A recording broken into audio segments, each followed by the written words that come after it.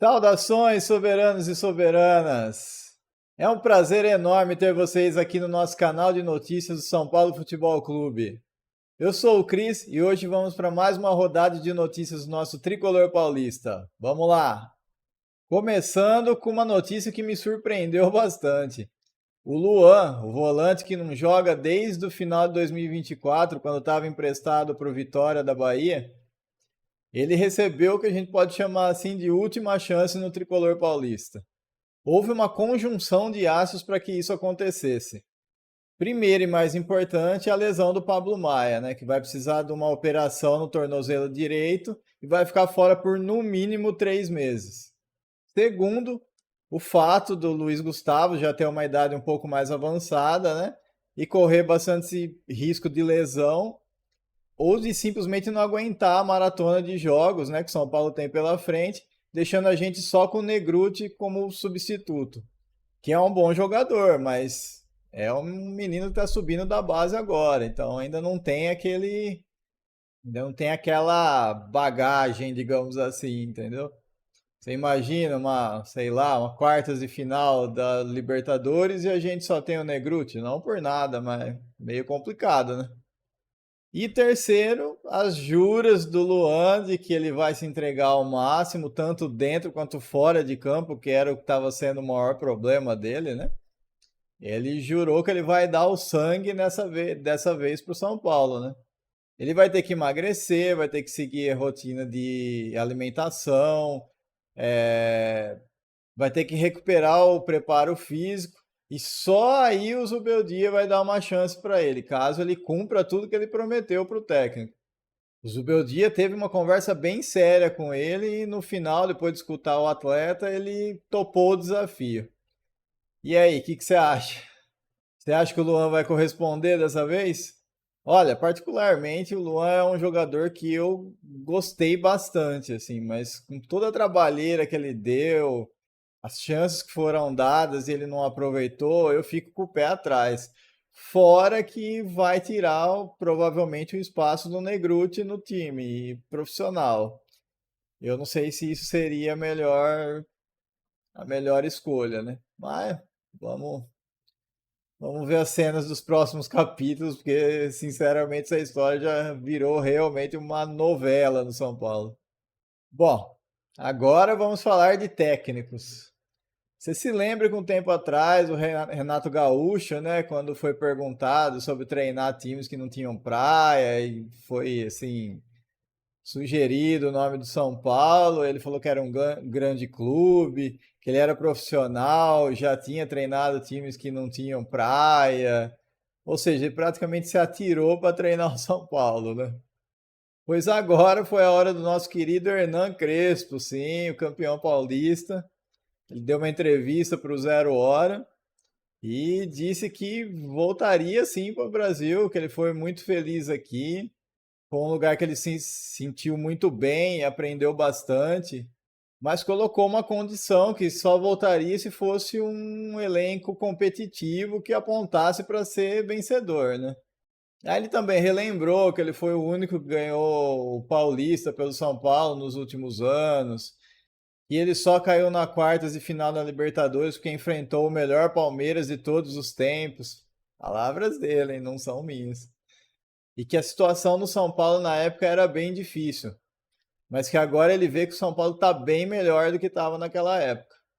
Ou seja, já deu uma brechinha aí já, né? Ele também relembrou que fica feliz de ter lançado o Rodrigo Nestor para o profissional e que ele foi uma peça muito importante para trazer o Caleri de volta para o São Paulo, né? Tô achando que o Crespinho tá querendo voltar, viu? Tô achando. E além desses dois, ontem, ontem foi a partida do Brasil contra a Argentina e, cara, eu vou falar pra você, eu acho que eu não me sentia tão mal assistindo um jogo da seleção brasileira desde o 7-1, cara. Pra quem tem um pouco mais de idade, né, como eu, viu o Brasil ganhar o tetracampeonato no sufoco, com placares apertados, mas com um time aguerrido, brigador. Aí depois, em 98, né, a tristeza da convulsão do Ronaldo e aí perder a final para a França. Em 2002, a superação, o Brasil sendo pentacampeão, um timaço, o Rivaldo jogando pra caramba, Ronaldo jogando pra caramba, enfim. E depois a decepção de novo, que a gente tinha certeza que em 2006 a gente era a melhor seleção de longe do mundo e a zoeira, a brincadeira, o descompromisso fez com que a gente acabasse vindo muito mal na Copa. Assistir um jogo igual de ontem da seleção brasileira deixa a gente triste e revoltado. Isso para quem gosta de futebol, gosta de seleção, eu ainda gosto. Tá cada vez mais difícil, mas eu ainda gosto, ainda tenho fé que a gente vai ser campeão em algum momento próximo. Acho que não na próxima Copa, mas enfim. Aí hoje, agora há pouco, na verdade, saiu a informação que o Edinaldo Rodrigues, né, o presidente da CBF, que foi reeleito por unanimidade, 100% dos votos, marcou uma reunião sexta-feira à tarde com a comissão técnica do Dorival e vai querer escutar deles as justificativas de por que, que o Brasil foi humilhado daquele jeito ontem contra a Argentina, quais são as soluções que eles veem para melhorar isso, a projeção de como é que isso vai ser, entendeu? Daqui para frente, caso eles permaneçam no cargo. E aí você pode estar se perguntando, mas o que tudo isso tem a ver com o tricolor, né? Tem que o São Paulo vai estrear sábado, 6h30. Ou seja, a diretoria, a presidência do São Paulo vai para a estreia do Brasileirão já sabendo se o Dorival fica ou se ele está desempregado. E pelo que a gente escuta nos bastidores, o único nome que é unânime no São Paulo para substituir o Zubeldia é justamente o nome do Dorival Júnior. O que vocês acham? Dos quatro que eu citei aqui, qual que seria o seu favorito? Renato Gaúcho, o Hernan Crespo, o Dorival Júnior ou permanece o Zubeldia? Você acha que tem que permanecer o Zubeldia e ver o que vai dar? Comenta aí para eu ter uma ideia do que vocês estão pensando. Eu, sinceramente, confesso que eu fiquei muito puto quando o Dorival saiu para ir para a seleção. A gente entende que é a seleção brasileira e tal, mas eu fiquei muito puto porque o time estava montadinho para ele.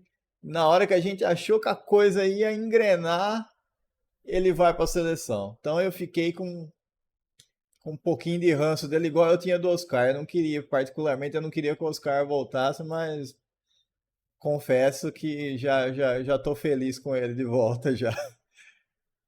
Mas também a gente tem que lembrar que o cara foi campeão da Copa do Brasil, tirou a gente do único título que a gente não, que a gente tava na fila, que não tinha, né? Porém, também tem que lembrar como visitante no Brasileirão a gente ganhou um jogo, acho que foi o último jogo do Brasileirão como visitante que a gente ganhou, o resto perdeu e empatou tudo. Então fica esses altos e baixos aí, mas particularmente ele seria também a minha escolha. Se ele tivesse livre no mercado, eu preferia que o Zubeldia fosse mandado embora e o Dorival voltasse. Porque eu não gosto do trabalho do Zubeldia. O Zubeldia tá aí faz mais de um ano. A gente não vê um padrão de jogo, o cara não tem um time titular. Colocou no Paulistão time titular, hora que era pra pôr reserva, reserva, hora que era pra pôr titular. Tava tendo um esquema que tava dando certo nos últimos dois jogos, Novo Horizontino e São Bernardo. Chegou contra o Palmeiras, mudou o time de novo para o Luciano jogar. Então, para mim, eu acho que esse trabalho do Zubeldia não vai sair daí, entendeu? Enfim, esse seria o meu preferido, seria a volta do Dorival Júnior. O que você acha? Comenta aí pra gente saber. Agora, uma notícia rapidinha. São Paulo liberou os preços, né, dos ingressos para sábado, para a estreia do Brasileirão, para quem não é sócio torcedor, né?